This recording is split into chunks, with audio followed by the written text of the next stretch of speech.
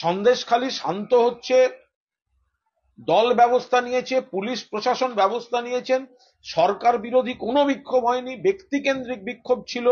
কোনো ব্যক্তি যদি অন্যায় করে থাকে নিশ্চিতভাবে তার ব্যবস্থা হচ্ছে, দল ব্যবস্থা নিয়েছেন। ফলে যখন পরিস্থিতি শান্ত তখন গন্ডগোল করার জন্য শুভেন্দু অধিকারী যাচ্ছে। ওকে মাঝপথে কোনো ভালো গাছে বেঁধে রাখা উচিত। শুভেন্দু অধিকারীকে পুলিশের উচিত মাঝপথে বেঁধে রেখে দেয়া। শুভেন্দু অধিকারী একটা সন্দেশখালী শান্ত হচ্ছে, সন্দেশখালী শান্ত হচ্ছে, দল ব্যবস্থা নিয়েছে, পুলিশ প্রশাসন ব্যবস্থা নিয়েছেন, সরকার বিরোধী কোনো বিক্ষোভ হয়নি, ব্যক্তি কেন্দ্রিক বিক্ষোভ ছিল। কোনো ব্যক্তি যদি অন্যায় করে থাকে নিশ্চিতভাবে তার ব্যবস্থা হচ্ছে, দল ব্যবস্থা নিয়েছেন। ফলে যখন পরিস্থিতি শান্ত তখন গন্ডগোল করার জন্য শুভেন্দু অধিকারী যাচ্ছে। ওকে মাঝপথে কোনো ভালো গাছে বেঁধে রাখা উচিত। আমার দুটো কোশ্চেন আছে। এক হচ্ছে, আজকে মহিলাদের উপর অত্যাচারের অভিযোগে সন্দেশখালী কাণ্ডে বিজেপি যুব মোর্চা রাস্তা নামবে সন্ধ্যাবেলা।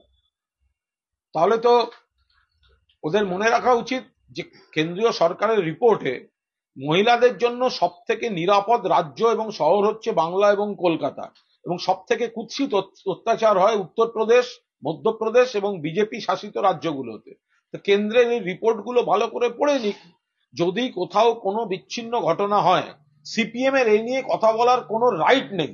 যারা দিনের পর দিন গণহত্যা গণধর্ষণ করেছে এই সিপিএম, ধানতলা, বানতলা, সুটিয়ার একটা এলাকায় অন্তত ৩০ জনকে গণধর্ষণ করা হয়েছে, যার জন্য বরুণ বিশ্বাস সেখানে প্রতিবাদী মঞ্চ গড়ে তুলেছিলেন।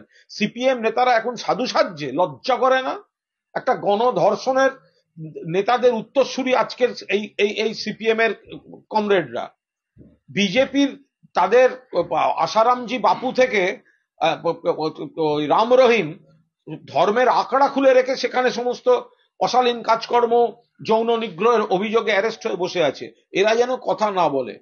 মহিলাদের জন্য আর্থিক স্বাধীনতা, সামাজিক স্বাধীনতা, সম্মান, অধিকার, রাজনৈতিক ক্ষমতা সব দিক থেকে মহিলাদের আরো সম্মান দিচ্ছে পশ্চিমবঙ্গ সরকার, মমতা ব্যানার্জির সরকার। এখানে যদি কোনো এলাকায় বিচ্ছিন্নভাবে কোনো ব্যক্তি কোনো অপরাধ করে থাকে নিশ্চিতভাবে তার ব্যবস্থা হবে। দ্বিতীয় প্রশ্ন সেটা হচ্ছে যে, রাজভবনের সূত্রে জানা যাচ্ছে রাজ্যপাল ইতিমধ্যে নবান্নকে নির্দেশ পাঠিয়েছে সরকার যেন অবিলম্বে সন্দেশখালীতে অত্যাচারিত মহিলাদের নিরাপত্তা বন্দোবস্ত করেন এবং তাদের সমস্ত অভিযোগে সুরাহা করেন। রাজ্যপাল পাঠাবেন, তারপরে সরকার নড়ে বসবে? রাজ্যপাল তার মনে হয়েছে তিনি পাঠিয়েছেন, কিন্তু রাজ্যপাল এটা জানলে খুশি হবেন। জেনে রাখুন যে অনেক আগে থেকেই সরকার ব্যবস্থা নিয়েছে, পুলিশ ব্যবস্থা নিয়েছে, পরিস্থিতি শান্ত আছে। এবং রাজ্যপালকে অনুরোধ করব রাজভবনে ফিরে এসে তিনি বাম জমানার ইতিহাসগুলো পড়ে নেবেন, আর অন্য রাজ্যে কি কি হয় পড়ে নেবেন।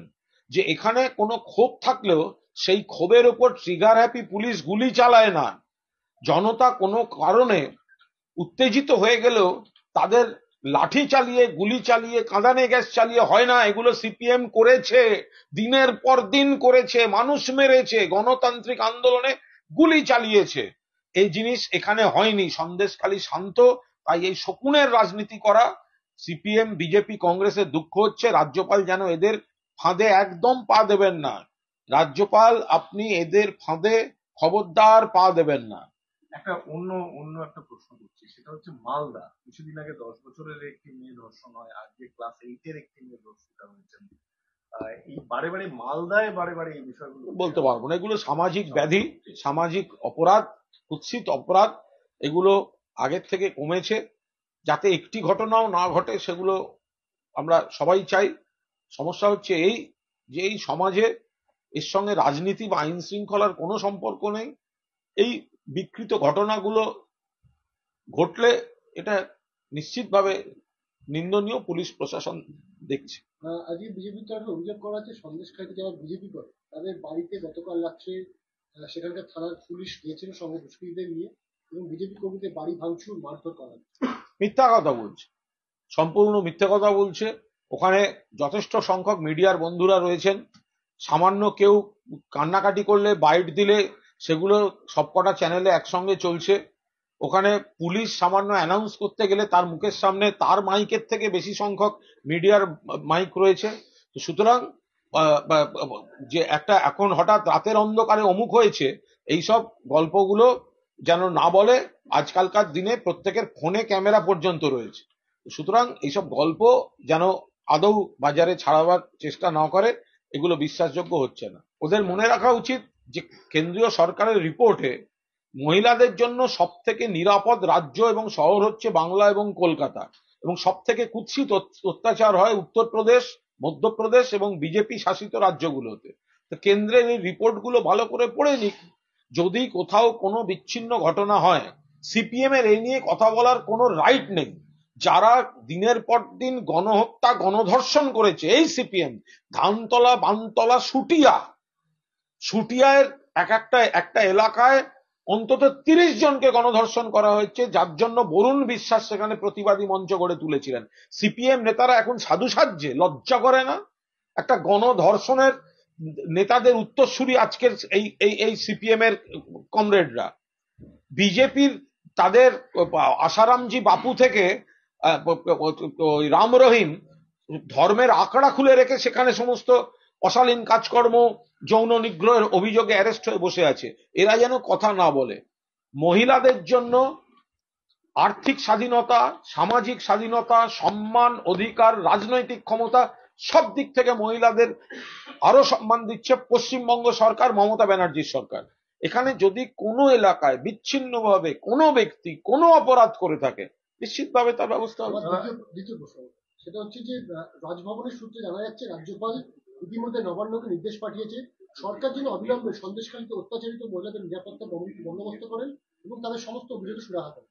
রাজ্যপাল পাঠাবেন, তারপরে সরকার নড়ে বসবে। রাজ্যপাল তার মনে হয়েছে তিনি পাঠিয়েছেন, কিন্তু রাজ্যপাল এটা জানলে খুশি হবেন। জেনে রাখুন যে অনেক আগে থেকেই সরকার ব্যবস্থা নিয়েছে, পুলিশ ব্যবস্থা নিয়েছে, পরিস্থিতি শান্ত আছে।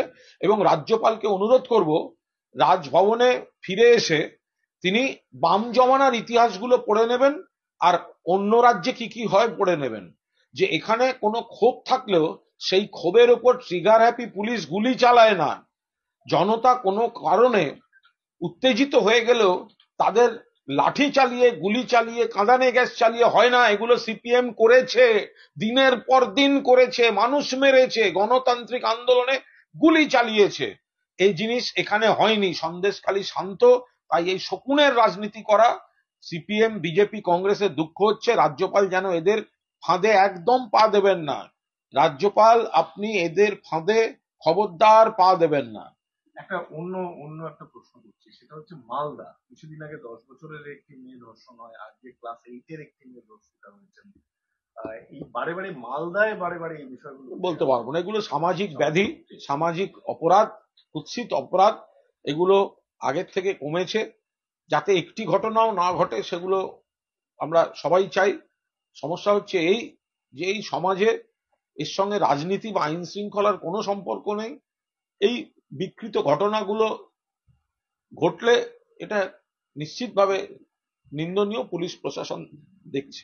আজকে বিজেপির তরফে অভিযোগ করা হচ্ছে সন্দেশখালীতে যারা বিজেপি করে তাদের বাড়িতে গতকাল রাত্রে সেখানকার থানার পুলিশ গিয়েছিল সঙ্গে দুষ্কৃতীদের নিয়ে এবং বিজেপি কর্মীদের বাড়ি ভাঙচুর, মারধর করা হচ্ছে।